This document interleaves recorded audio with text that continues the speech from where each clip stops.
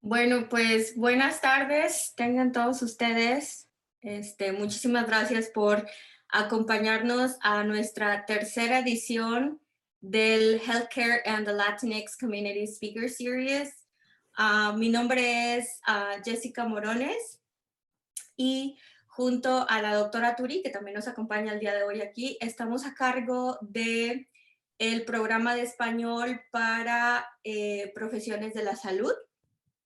Y bueno, les comento varias cosas. Les comento primeramente que esta sesión será grabada para propósitos educativos y también les cuento un poco acerca de la dinámica. Como en semestres anteriores, este semestre también vamos a tener 4 presentaciones, todas en el campo de la salud, empezando el día de hoy. Y bueno, pues sin más preámbulos, le cedo la palabra a Trinity para que haga la presentación oficial de nuestra panelista. Adelante, Trinity. Gracias, profe Morones. Buenas tardes, todos tengan ustedes. Mi nombre es Trinity King. Soy estudiante de español en el Centro de Lenguas de Rice University. Tengo el honor de presentar a la panelista de esta nuestra primera sesión del Healthcare and the Latinx Community Speaker Series, Marisa Lugo Montalvo. La doctora Lugo es egresada de la licenciatura en Biología de la Universidad de Puerto Rico, Campus San Juan, y cuenta con un doctorado de Medicina de la Universidad de Ciencias de la Salud en Ponce, Puerto Rico. La doctora Lugo realizó su residencia en Medicina en Neurología en el Centro Médico Nacional Militar Walter Reed, donde también se especializó en neurofisiología clínica. La doctora Lugo fue como neuróloga en las Fuerzas Armadas de los Estados Unidos como miembro activo por 10 años, trabajando en el Hospital Regional Landstuhl, Alemania, y en Centro Médico Militar Madigan en Washington. Actualmente ejerce en su oficina privada como neuróloga especialista en neuropatías, dolores de cabeza, demencia y Parkinson en la ciudad de Winter Haven, Florida. Cuenta como un sinnúmero de certificaciones medicinas y es miembro de la Academia Americana de Neurología. Además, continúa sirviendo en la Reserva de las Fuerzas Armadas en los Estados Unidos y mantiene el rango de teniente. Sin más preámbulos, le cedo la palabra. Bienvenida la doctora Marisa Lugo Montalvo. Muchas gracias por esa linda introducción. Y pues, quiero darle las gracias porque es un honor pues, estar aquí con ustedes y espero pues que esto sea de ayuda para muchos estudiantes. ¿Okay? Así que vamos a empezar. Lo que vamos a estar hablando son de los diagnósticos más comunes en las comunidades hispanas y latinas.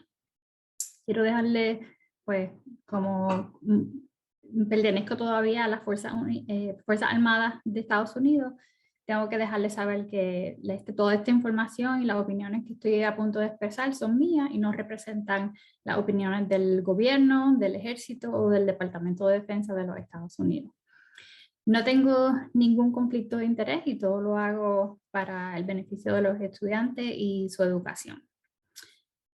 Y le quiero comentar también que he aprendido mucho pues haciendo esa presentación me he dado cuenta de lo mucho que impacta ¿verdad?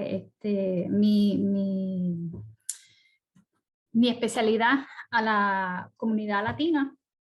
El censo del 2020 estima que alrededor de 62 millones de hispanos en los Estados Unidos, en América, y que esto representa el 19% de la población. Y obviamente esto transfiere a que uno de alrededor de cada 4 a 5 personas son de habla hispana. Y esto es en comparación con el censo del 2010, que dice que solamente habían 50.5 millones de hispanos, y el censo pues notifica que es un crecimiento de al menos 23% en los últimos 10 años, y que esto refleja el más de 50% de la tasa de crecimiento de los Estados Unidos. Así que es una población que está creciendo y que sigue creciendo en los Estados Unidos. La agenda para el día de hoy, vamos a estar hablando obviamente de la neuropatía, de dolores de cabeza y de la demencia. Y estos son tres diagnósticos que yo veo mayormente en mi práctica. Como dijo la introducción, yo vivo y practico en la Florida, en una ciudad llamada Winter Haven. Se encuentra en la Florida Central. Florida es uno de los, igual en el censo del 2020, es uno de los, está entre los primeros 10 estados de mayor población de habla hispana, y ellos tienen al menos un 25% de hispanos en el estado de Florida, y específicamente en mi condado también es un 25% de los hispanos constituyen esa población. Así que vamos a empezar con la neuropatía. Así que este va a ser el patrón. Vamos a empezar con el diagnóstico, y pues vamos a empezar a ver cómo es que yo hago para hacerle ese diagnóstico. La neuropatía es uno que es bien común. Obviamente muchos pacientes vienen referidos ya sea del doctor primario, o ellos mismos vienen con esa preocupación de que le dijeron o piensan que tienen neuropatía. Y lo primero que yo les digo a los pacientes es que la descripción de neuropatía es solamente un término médico, pero a la misma vez es bien ambiguo y no específico. ¿Por qué? Porque la neuropatía podría ser, neuropatía constituye desde un carpal tunnel, la ciática, y no es nada específico. Así que muchos de ellos vienen y me dicen: doctora, yo estoy aquí para que me ayude con mi neuropatía. Entonces yo tengo que decirle: yo estoy aquí para ayudarte, pero primero tenemos que describir esa neuropatía, darle un nombre y un apellido de qué tipo de neuropatía tú tienes. Después, el segundo paso es identificar por qué tiene esa neuropatía, y el tercer paso sería el tratamiento de esa neuropatía que es específica para ti. ¿Okay? Así que voy a dejarles saber cómo es que entonces yo tomo el historial de este paciente para entonces poder clasificar qué tipo de neuropatía tiene. Si tiene una neuropatía que es generalizada, que es todo el cuerpo, o una neuropatía focal, ya sea la mano derecha, el pie izquierdo, en la cabeza. Aquí le puse unos dibujitos para que puedan referirse a eso. También es bien importante saber si síntomas son simétricos, si son las dos manos o las dos piernas, o si es completamente asimétrico, ¿verdad? El brazo y un dedito, ¿verdad? Y eso pues también es bien importante. Yo, mientras voy hablando con el paciente, voy marcando unas cositas, ¿verdad? De esta lista bien larga de neuropatía, vamos poniendo una cada vez más específico. El otro bien importante es el tiempo en que estos síntomas se desarrollaron. Fue agudo, ¿verdad? Fue dentro de unas semanas. Fue subagudo, entre semanas a meses, o estamos hablando de algo crónico, que sería meses o años. Y el próximo paso sería la descripción de esos síntomas. Estamos hablando, nosotros los describimos como síntomas positivos o negativos. Síntomas positivos quiere decir que hay unos síntomas adicionales, ya sea hormigueo, punzada, dolor, quemazón, o ya sean negativas, que el adormecimiento o hasta la debilidad se considera como un síntoma negativo. Y todas esas cositas, otra vez, yo voy apuntando y a tratar de darle un nombre y un apellido a esa neuropatía. Después que hablamos de los síntomas de la neuropatía, después pasamos a qué podría estar contribuyendo a la causa de ese problema. Entonces vamos en cuanto a repasar eso historial médico. Si tiene historial de diabetes, tiroides, si tiene HIV, ¿verdad? Medicamentos, toda esa lista de medicamentos, a veces cortita, a veces es bastante extensiva. Si tiene historial de la quimioterapia, cáncer, y cuando hablamos de eso de la quimioterapia, a veces hablamos también de cualquier otra toxina, ya sea el alcohol, el tabaco, cualquier otra exposición, si fueron militar, si fueron el Agent Orange o no. Así que todas esas cositas son bien importantes para poder identificar quizás la razón de la neuropatía. Y el último que tocamos siempre es el historial familiar. Ha habido personas, ya sea madre, padre, hermano o hijo, con síntomas similares. Y en cuanto a eso, hay estadísticas y información que nos dice que dentro de esta primera evaluación que nosotros hacemos, 1/3, 30% de las personas, de los pacientes, no podríamos quizás dar con un diagnóstico certero, y dentro de ese 30%, la mitad podría ser una condición genética. Así que por eso es que es bien importante saber si hay algún otro familiar con síntomas similares. Después pasamos al examen físico. El examen físico, mi examen físico empieza desde que yo llamo al paciente y que pase al cuarto. ¿Por qué? Porque yo veo cómo se levanta de la silla, cómo camina, si usa bastón, si usa cualquier otro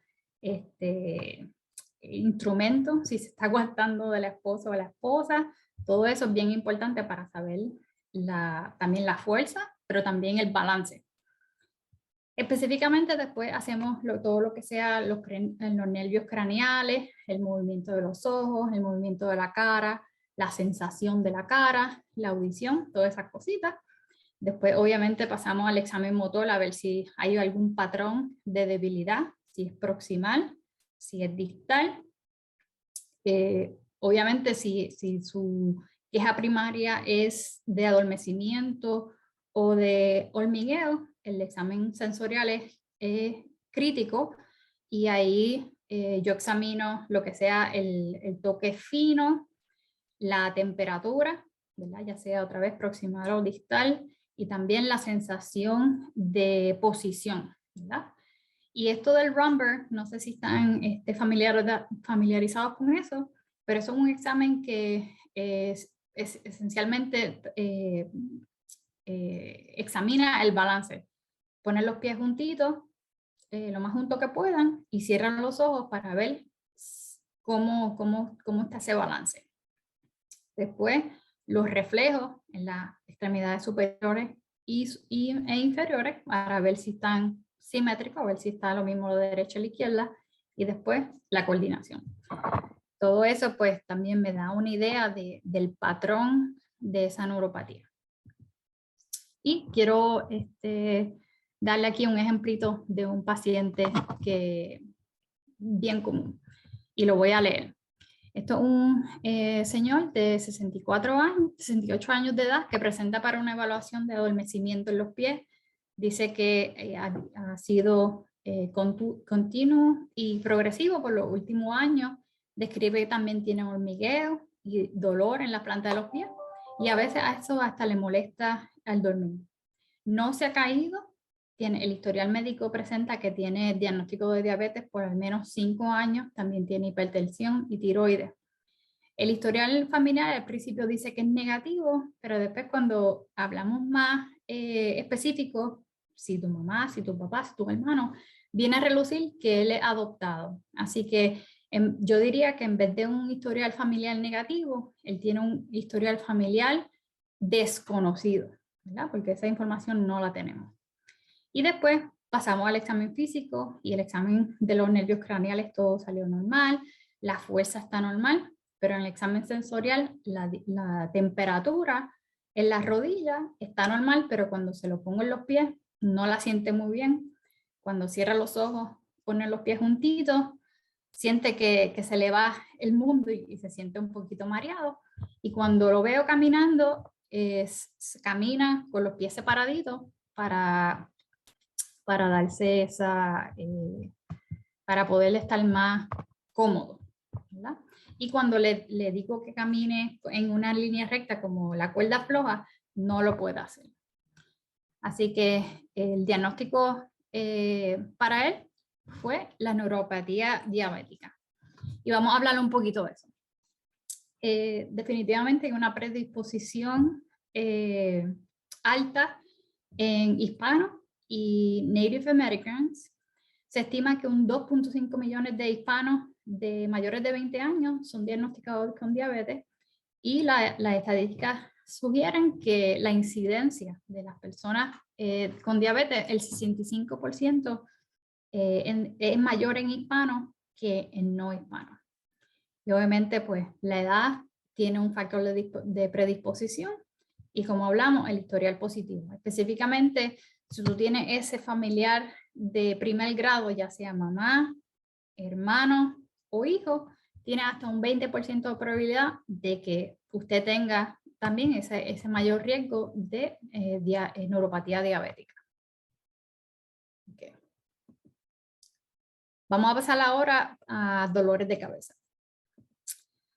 Los dolores de cabeza, igual, vamos a empezar con este historial que es, en cuanto a la medicina, ya probablemente con las sesiones anteriores y las futuras, van a darse cuenta que el historial, lo que el paciente te dice, te da la mayoría de la información y es de ahí donde tú vas entonces a empezar lo que se dice el diferencial de diagnóstico, cuáles son las posibilidades del diagnóstico. El dolor de cabeza, el historial es un poquito diferente al de la neuropatía, obviamente, porque un dolor esporádico, pero vamos a empezar a describir el área, la localización del dolor. Es un dolor que cubre toda la cabeza, es un dolor que solamente está en la mitad de la cabeza, al frente, atrás. Después hablamos de la calidad del dolor. Es un dolor punzante, es un dolor que le zumba o le late, es un dolor que le quema, la severidad. Nosotros decimos es leve, moderado o severo, o puede decirnos del 0 a 10. Y también no, en cuanto a la descripción del dolor de cabeza, queremos saber si es cuán debilitante o limitante puede ser este dolor de cabeza en tus actividades diarias. Si tú puedes trabajar, si pierdes tiempo de trabajo, si pierdes tiempo con la familia y así por el estilo. Después hablamos de la duración. ¿Cuánto te dura ese dolor de cabeza? Puede ser, hay dolores de cabeza que duran segundos, hay dolores de cabeza que duran minutos o horas, y hay dolores de cabeza que duran horas o días del dolor de cabeza. Así que esa duración es uno de los puntos críticos que entonces nosotros podemos definir qué tipo de dolor de cabeza podría tener el paciente. Después hablamos de la frecuencia. ¿Cuántas veces te da ese dolor de cabeza? Hay dolores de cabeza que pueden pasar, si son cortos, podrían ocurrir de entre 10, 20, 40 veces al día. Puede ser una vez a la semana, puede ser una vez al mes. O pues quizás puede ser la primera vez que te haya dado dolor de cabeza. Así que pues toda esa información es vital. Y síntomas asociados. Te molesta la luz, te molesta el sonido, te llora el ojo, tienes debilidad, no puedes hablar, tienes debilidad en algún lado o en la cara, ¿verdad? Todos esos síntomas asociados al dolor de cabeza también nos definen qué tipo de dolor de cabeza esa persona podría tener. Y específicamente esas banderitas rojas que nos preocupan, como el primer dolor de cabeza que sea intenso, si es un dolor de cabeza que se puede repetir con ejercicio, con lo que se usa exertion, debilidad, pensando que podría ser como un derrame cerebral o un aneurisma, todas esas cositas que, pues, que son más preocupantes, también las tenemos que revisar. Eso es más específicamente para cuando uno está trabajando en el hospital o en una sala de emergencia. Usualmente no se ve tanto en la práctica de la clínica, pero pues también sabemos cómo manejar eso. Después, el examen físico. El examen físico también hacemos de pie a cabeza y una de las cosas más importantes es los nervios craneales, pero específicamente eso, el fondo de ojo. Nosotros miramos en la parte de atrás del ojo para ver si hay signos que sugieren una presión intracraniana elevada y para estar seguro otra vez que no tenemos ninguna de esas banderitas rojas. Igual, nervios craneales, examen motor, si tiene alguna debilidad, los reflejos, la coordinación y el caminar. Y todas estas cositas me ayudan a mí a definir si esto es un dolor de cabeza primario o secundario. Dolor de cabeza primario, tenemos, como pueden imaginarse, tenemos entre a 15 a 20 tipos de dolor de cabeza diferentes y cada cual tiene su nombre y su apellido. Y un dolor de cabeza secundario. Dolor de cabeza secundario quiere decir que algo lo está causando. Y usualmente también, como dije anteriormente, la mayor preocupación es de estas personas que van a la sala de emergencia y ahí es cuando le hacen el CT de cabeza, le hacen todos esos laboratorios para ver si hay algo que lo esté causando, como un aneurisma, sangrado, tumor, derrame cerebral. Y usualmente eso lo hace ya sea el médico primario o en la sala de emergencia. Y como neuróloga, pues lo que yo veo aquí usualmente es un dolor de cabeza primario. Y específicamente en la noche de hoy vamos a estar hablando de la migraña.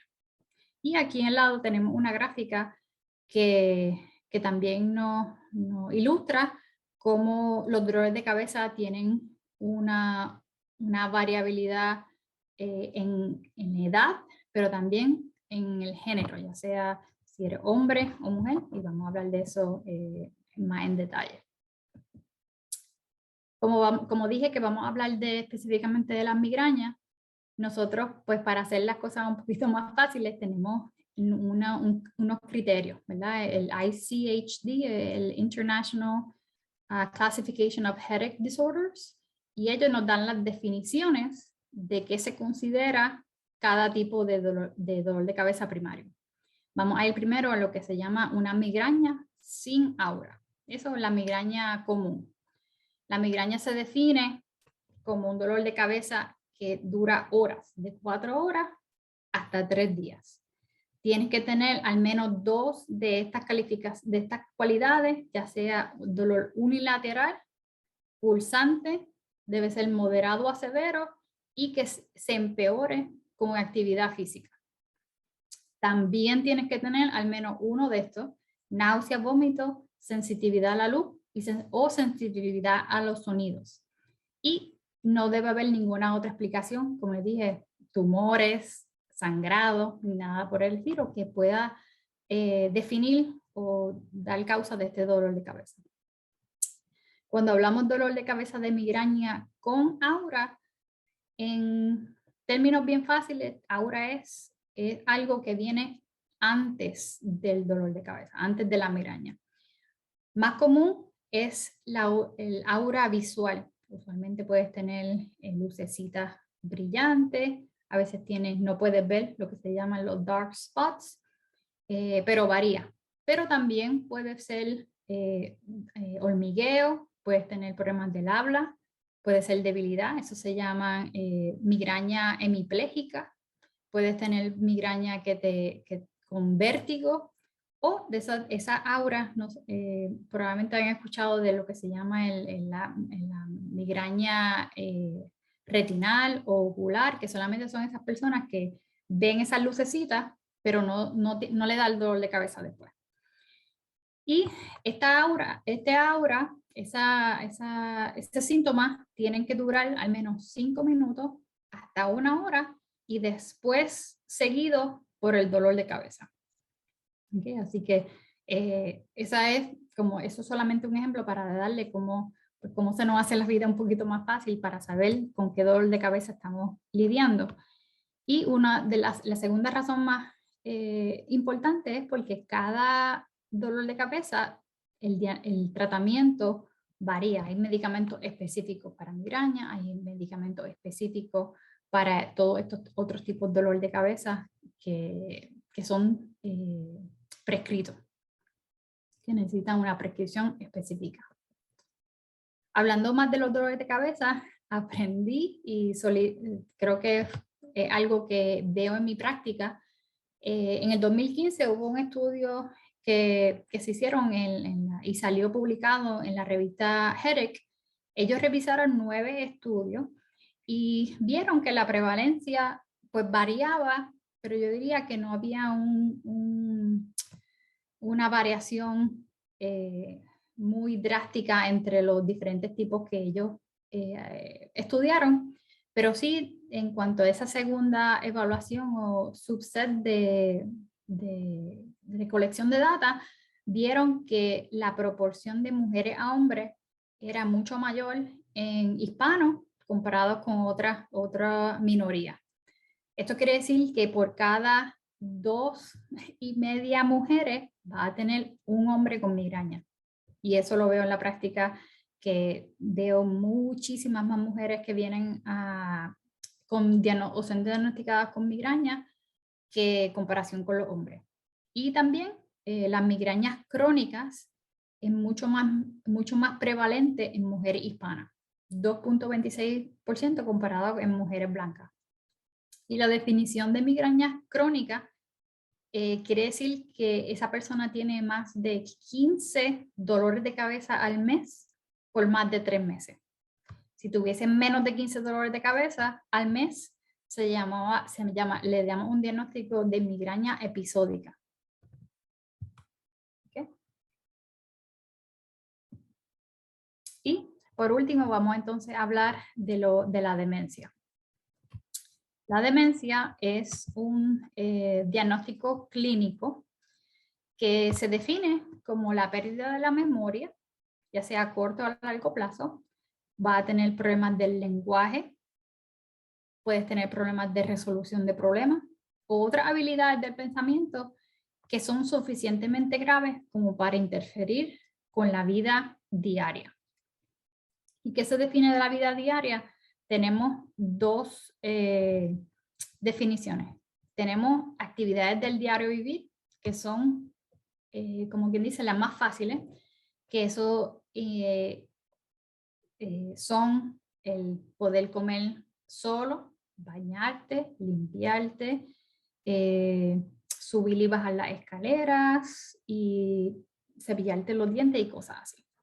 Ya sea las actividades del diario vivir instrumentales, esas son un poquito más complejas y son como llevar las finanzas, tomarte los medicamentos, poder guiar, poder usar el remoto, el control remoto y cosas así. Y estas actividades del diario vivir instrumentales son vitales para que esa vivencia, que esas personas puedan vivir independientemente. ¿Okay? Si no pueden hacer nada de esto, ¿verdad? Si no pueden tomarse los medicamentos correctamente, si no pueden llevar las finanzas, eso quiere decir que no es seguro que vivan solas. Dentro de los tipos de demencia hay varios tipos de demencia, y en proporción la demencia de Alzheimer es entre un 60 a un 80% de prevalencia cuando hablamos de demencia. Pero también tenemos demencia vascular, vascular refiere a que hubo un incidente, un accidente cerebral, ya sea un derrame, un aneurisma, ¿verdad? Que ya sea el derrame cerebral, ya sea un derrame cerebral isquémico, cuando ya la sangre no puede pasar y esa área del cerebro muere, o ya sea un derrame cerebral hemorrágico, que es cuando ese aneurisma usualmente rompe y esa sangre es bien irritante al cerebro y también por irritación esa área del cerebro muere. Así que si esa parte del cerebro ya no es funcional, pues obviamente puede causar problemas de la memoria o de procesamiento o de lenguaje. Y ya ven cómo puede entonces afectar a actividades del diario vivir, ya sean las simples o las instrumentales. Mixta se refiere a que hay más de una condición, ya sea la más común cuando decimos mixta, usualmente es vascular y de Alzheimer. Pero también hay otras demencias como la que se define como la frontotemporal, que el diagnóstico ayuda cuando tenemos las imágenes del cerebro y nos dice que esa área frontal y temporal se atrofia. Y pues esa área frontal tiene mucho que ver con la personalidad, con las reglas sociales de la sociedad. Y usualmente esas son las personas que pues, se ponen agresivas, que dicen cosas que no se supone que digan frente a otras personas y tienden a ser un poquito más difíciles, ya sea para el médico como de tratamiento. No hay, desafortunadamente, como esa proporción de demencia no es tan común, no hay tratamiento específico, pero también es una de las demencias más difíciles para los familiares, porque pues tiene mucho con que lidiar. También hay otra demencia que se llama la demencia de Lewy. Esta, interesantemente, tiene una asociación con Parkinson's y pues los pacientes con Parkinson entonces están a esa incidencia, a riesgo de tener entonces, además de Parkinson, tener esta demencia. Y por último, y la menos común, sería lo que se llama en inglés PCA, Posterior Cortical Atrophy o atrofia cortical posterior, que como el nombre lo implica, sería que la parte de atrás del cerebro, la parte occipital, es la que entonces se presenta con la atrofia. Está bien interesante porque los pacientes tienen buena memoria, buen lenguaje y interesantemente su queja mayor es con leer, no pueden leer. A veces se tropiezan, se caen, no pueden discernir qué objetos se están moviendo, qué objetos están más cerca.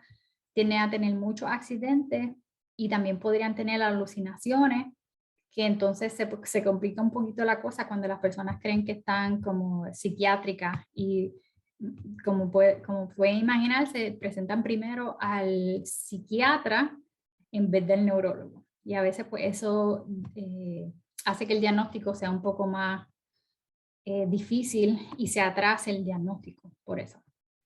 ¿Okay?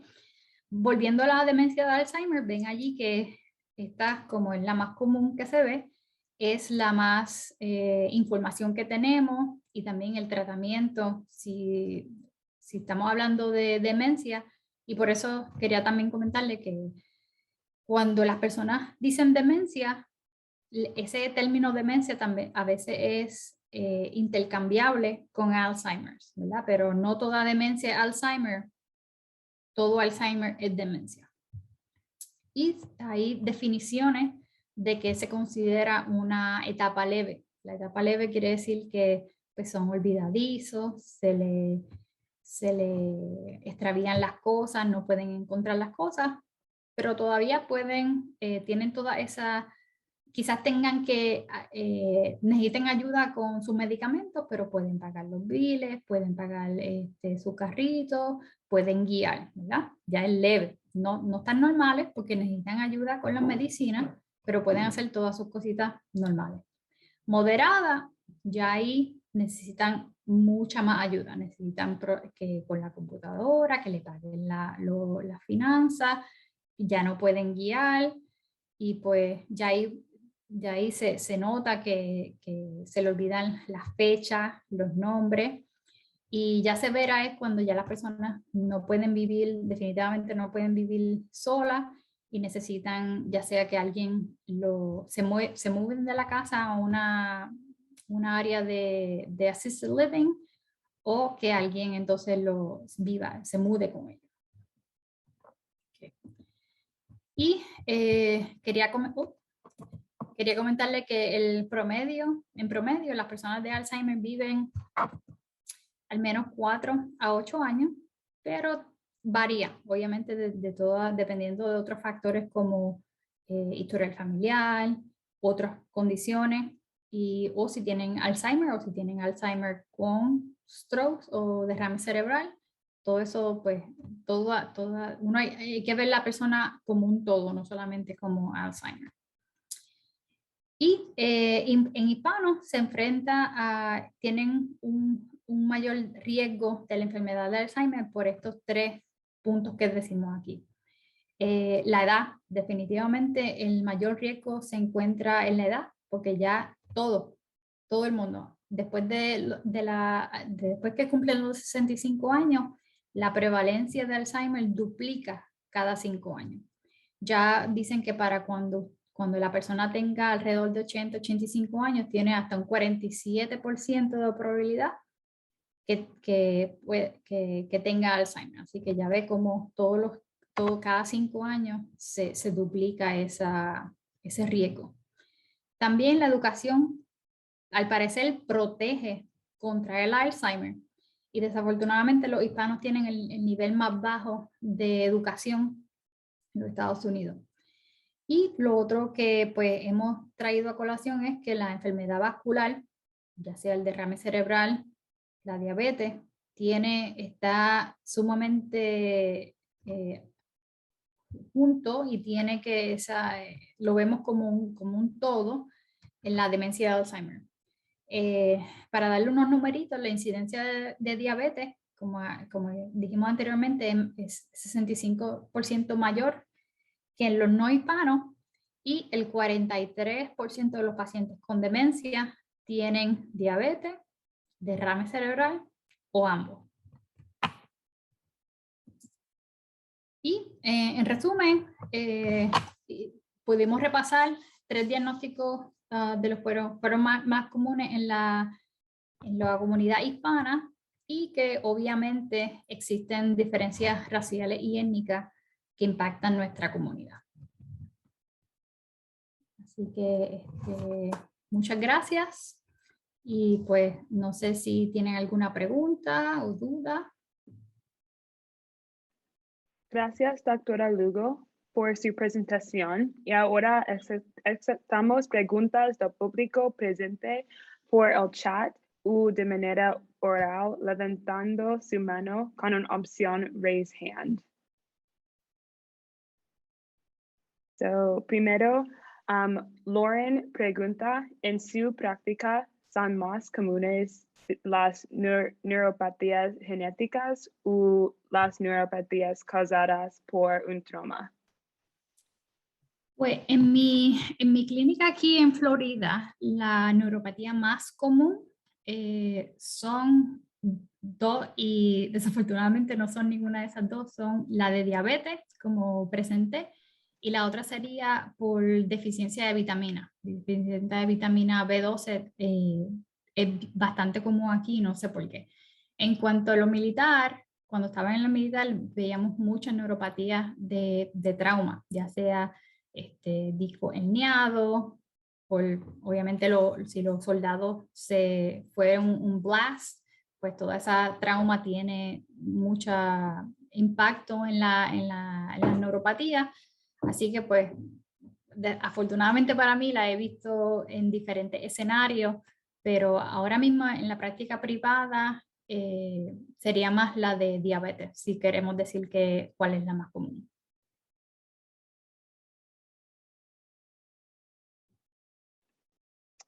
Gracias.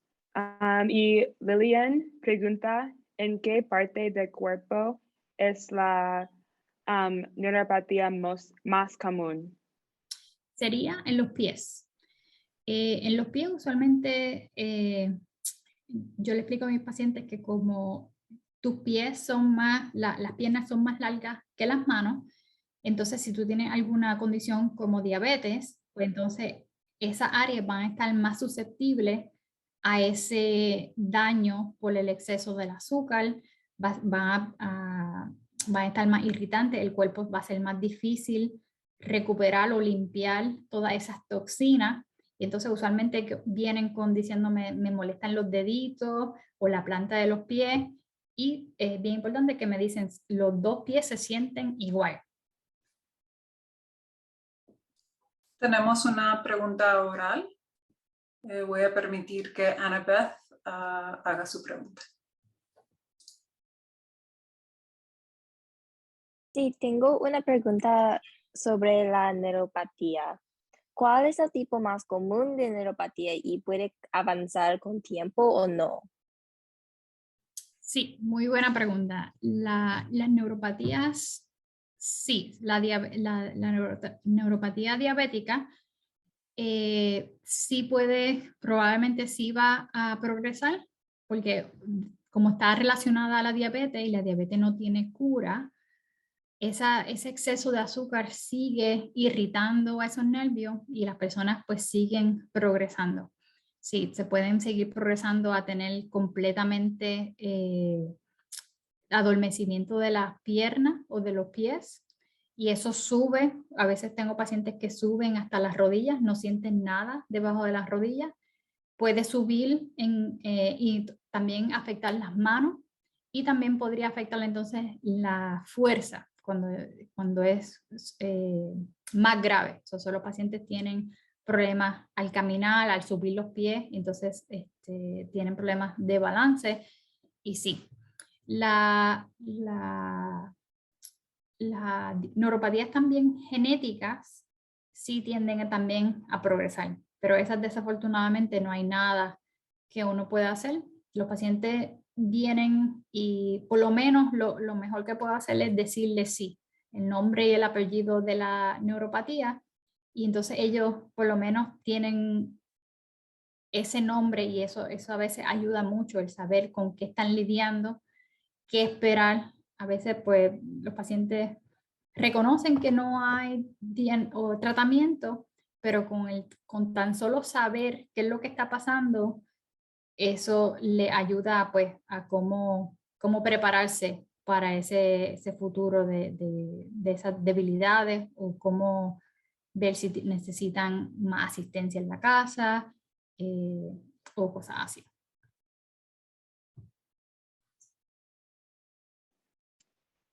Priyanka pregunta, ¿qué significa el Romberg? Ella sabe que es la parte del examen neurológico, pero no entiende qué significa específicamente.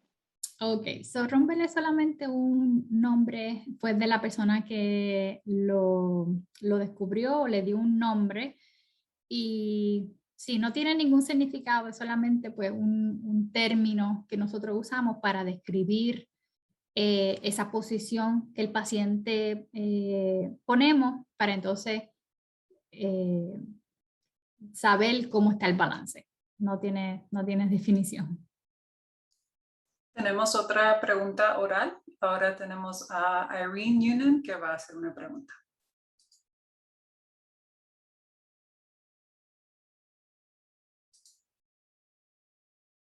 Por la presentación sumamente súper interesante.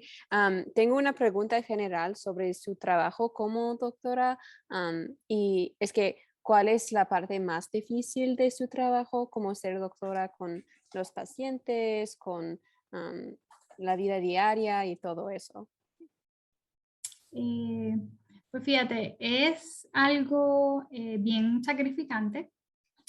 En la escuela de medicina, para llegar, para darte un poquito más de background, para llegar a donde yo llegué, yo hice el bachillerato, que son 4 años, después escuela de medicina, 4 años, más 4 años de neurología. Entonces son 12 años de escuela. Y es bien sacrificante, la familia pues a veces paga las consecuencias, ¿verdad? Pero sí, yo entiendo que este es un trabajo que yo me levanto todos los días y me gusta mi trabajo, ¿verdad? Yo me levanto preparada para ver pacientes y pues eso es lo que me gusta. Así que aunque sea sacrificante para mí personalmente, para la familia, pero es bien gratificante y eso es lo que yo le recomiendo a las personas, que no importa que cueste mucho, pero si a ti te gusta, go for it, ¿verdad? Y sí, es bien importante tener un balance, como todo, balance en la práctica, ¿verdad? Poder trabajar y hacer todo tu trabajo, pero también ir a volver a la casa a tiempo, pasar tiempo con tu familia, dedicarle tiempo a tu familia y pues y a ti como persona. Así que yo soy bastante afortunada, tengo mi familia, mi esposo es súper supportive, él me apoya en todos mis inventos, ya sea militar, dando esta conferencia, ahora mismo estoy en la casa con los niños, así que si no fuera por él no estuviese aquí, pero pues me encanta lo que hago.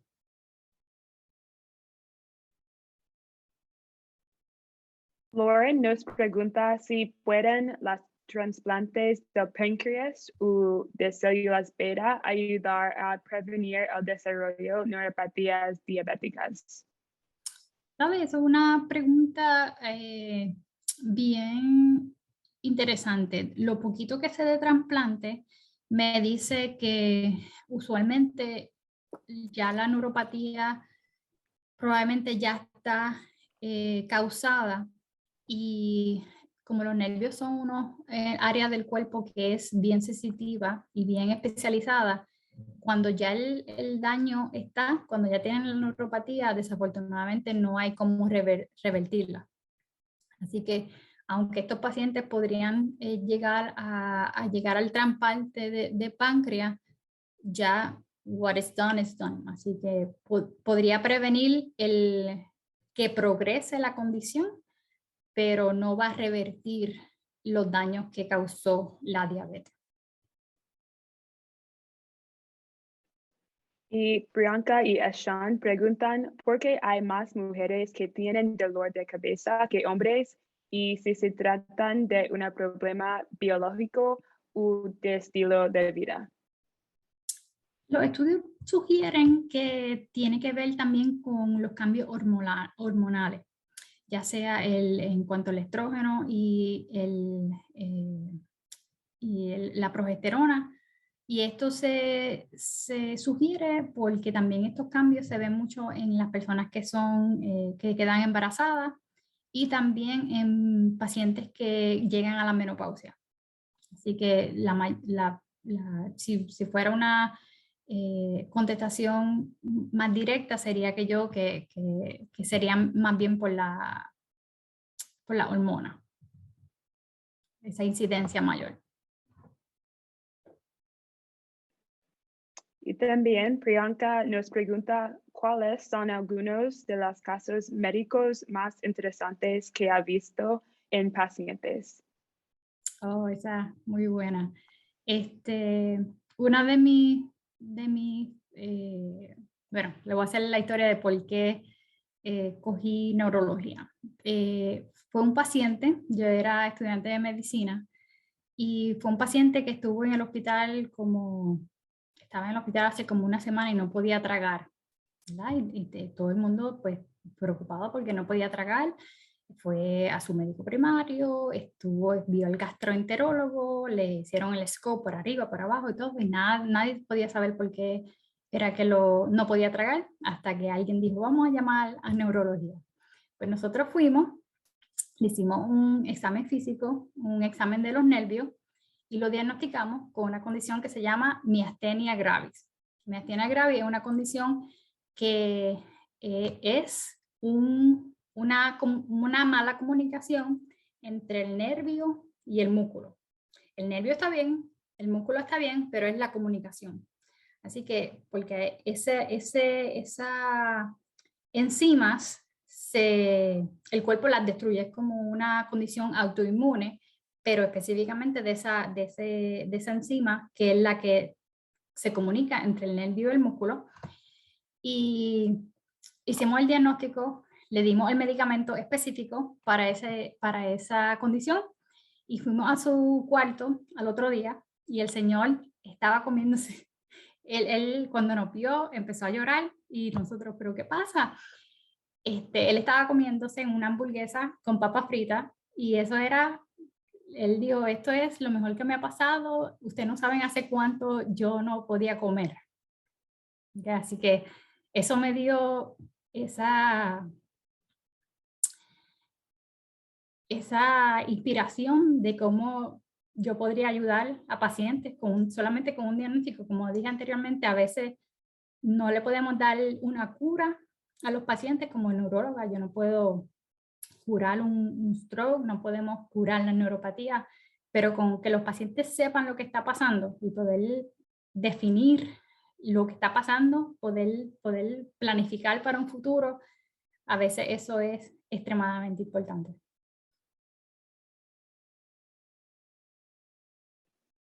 Gracias. Y Tom pregunta, ¿qué aparte de los exámenes físicos se realizan análisis de sangre para medir el recuento de glóbulos blancos para verificar si la enfermedad es autoinmune? Claro que sí. Parte del diagnóstico, no hablamos mucho del diagnóstico ni del tratamiento de ninguna de esas condiciones, pero específicamente para la neuropatía, yo hago examen de laboratorio que incluye glóbulos blancos, anemia, para ver cómo está esa hemoglobina, tiroides, vitamina B, laboratorios de inflamación, para tratar de ver otra vez cómo si alguna de esas cosas está causando la neuropatía. Y también hacemos estudios de los nervios para ver cómo esos nervios se están comportando, tener una información más objetiva. ¿Por qué? Porque en el estudio de los nervios, nosotros hacemos los estudios de los nervios, esos resultados son numéricos, y entonces esos números yo los comparo con unos estándares que son normales, y entonces así yo te puedo decir al paciente, tus nervios están normales, tus nervios están anormales, y si están anormales, entonces te puedo decir si es una condición leve, moderada y severa, y así también tratar de definir mejor con qué neuropatía estamos lidiando.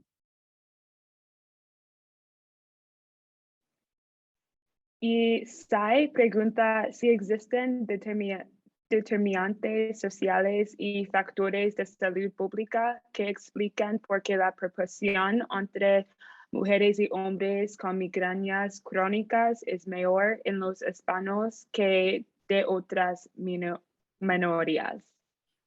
Fíjate, eso no encontré ninguna razón, pero es bien interesante.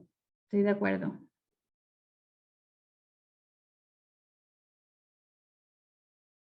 Ok, y Lillian menciona que ella sabe que muchas migrañas son causadas por problemas con hormonas y pregunta cuáles son las hormonas que causan estas migrañas y qué pasa con las hormonas en el cuerpo durante de una migraña.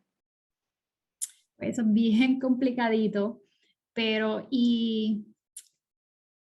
yo siempre le digo a mis pacientes, inclusive con el diagnóstico de migraña, no dos pacientes de migraña sufren de lo mismo. Y eso se ve si extrapolamos esto a lo de los problemas de las hormonas. Hay diferentes personas que han hecho estudios o han estado en estudios que le miden la hormona, y hay pacientes que son más sensitivos a los pics de estradiol y hay otras personas que son más susceptibles a la progesterona. Así que desafortunadamente es not all fits one fits all, y pues cada uno tendría que entonces llevar un diario de las hormonas, de su ciclo menstrual, y un diario de las migrañas para ver en qué etapa de ese ciclo menstrual sería la propensidad del dolor de cabeza, ya sea antes, durante o después del ciclo menstrual. Gracias. Y Paige pregunta, ¿cómo podemos resolver las disparidades de tratamiento para las comunidades marginadas, especialmente porque experiencia niveles altos de problemas neurológicos? Sí, interesantemente,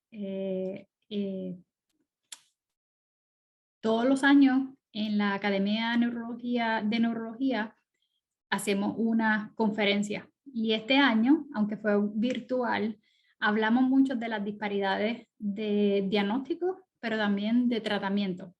Así que comparado con años anteriores que este tema no se tocaba, creemos que estamos haciendo más conciencia y tratando de cerrar esas disparidades ya que las personas entonces tienen eso en la mente y entonces pues podríamos cerrar esos gaps con tratamiento específico y preventivo para esas condiciones. Y Lauren nos pregunta que, en su opinión, ¿cuáles son las mejores prácticas para construir una relación con las pacientes, especialmente con los pacientes que no confían mucho en la práctica médica? Sí. Para mí, lo primero sería, como estamos hablando de la comunidad hispana, muchas veces el lenguaje ayuda muchísimo, ¿verdad? El tú poder comunicarte, quejarte, describir lo que te está pasando en tu lenguaje maternal o de primario, tiene mucho que ver en esa conexión que tú tengas con tu médico. Pero también como médico yo tengo que respetar, ¿verdad? Esas limitaciones o también nosotros aprendemos a leer la imagen del cuerpo, ese body image, ¿verdad? Si esa persona se siente que está abierta o si esa persona está más reservada. Y pues tener esa primera visita es bien importante y por eso yo considero que esa primera visita es súper importante y por eso le dedico bastante tiempo porque yo quiero escuchar el paciente, su queja, quiero definir cómo específicamente lo que él o ella está tratando de decir para entonces poder darle ese diagnóstico certero. Que cómo podemos, y pues tiene que haber una comunicación abierta de los dos bandos, ¿verdad? De esa persona tiene que reconocer que sí, que detrás de esa puerta yo no le voy a decir a nadie y esto es confidencial, pero el paciente también tiene que saber que si yo está haciendo algo malo, se lo voy a decir y le voy a decir cómo corregirlo. Así que esa comunicación es primordial, comunicación abierta. Y la última pregunta es de Rebecca y ella pregunta si uno de nuestros padres o algún familiar han sufrido de neuropatía, ¿cuál es la probabilidad que tú también la tengas? Al menos 20%. 20% de probabilidad de que tú tengas esa neuropatía, si es una neuropatía diabética, ¿verdad? Si es una neuropatía genética, tenemos neuropatías genéticas que son dominantes y recesivas, así que eso también va ¿cuál es la palabra que quiero usar? Take account o inferir cuál es la predisposición que tú tengas. Primero hay que definir qué neuropatía es la que tiene tu padre para entonces poder darte ese numerito específico que cuál sería tu predisposición. Varía, depende de la neuropatía que tengas. Muchas gracias, doctora Lugo. Y a nombre del Centro de Lenguas y Comunicación Intercultural de la Universidad de Rice, la agradecemos de antemano su excelente participación. Y al público presente les agradecemos por habernos acompañado el día de hoy y les hacemos la cordial invitación a nuestra segunda sesión el día 25 de octubre. Y que tengan excelente resto del día. Muchas gracias. Muchas gracias. Gracias a todos. Gracias, doctora Lugo, por acompañarnos el día de hoy. Un placer. Su presentación fue excelente y da a los chicos muchísima información y todavía nos quedaron algunas preguntas pendientes, así es que si me lo permite, se las voy a hacer llegar por correo electrónico para que nos haga favor de contestarlas, Claro que sí. porque sí que había mucho interés en el tema. Y bueno, al resto de las personas que nos acompañaron el día de hoy, como lo dijo Trinity, los vemos el 25 de octubre en nuestra segunda presentación. Muchísimas gracias y bonito resto del día.